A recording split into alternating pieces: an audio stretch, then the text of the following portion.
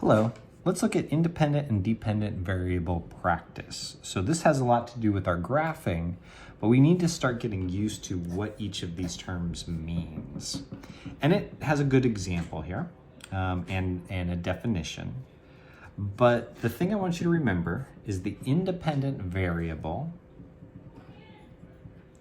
The independent variable is the one that's determined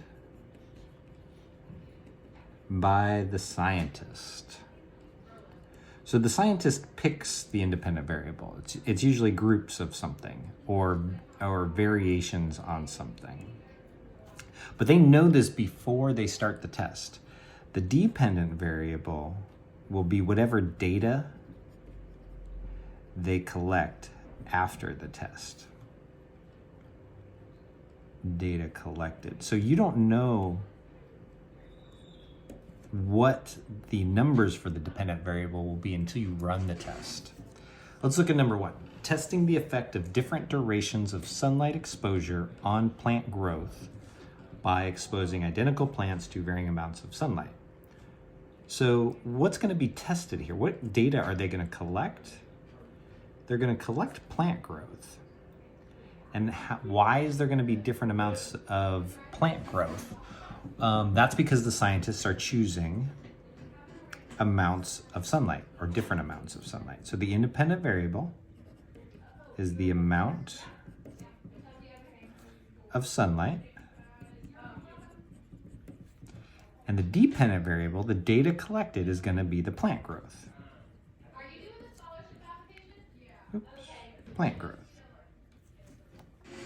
And there could be a couple different ways of phrasing this, but you should still be able to figure out what the independent and dependent variable are. Let's look at another example on the next page. We'll look at number 5. Number 5, it says investigate the impact of different types of exercise on weight loss by assigning participants to different exercise programs and measuring their weight loss progress over a set period of time. So which of these is going to be measured as part of the experiment? That's going to be our data, right? Measure their weight loss. That's the dependent variable. So what's the independent variable? What's going to cause different weight losses?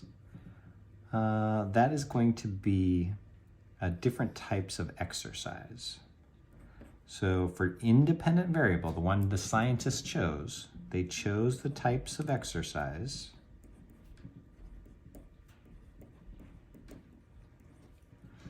and the data they're collecting is weight loss. All right, see if you can use those 2 examples to figure out the rest of this worksheet. Thank you so much.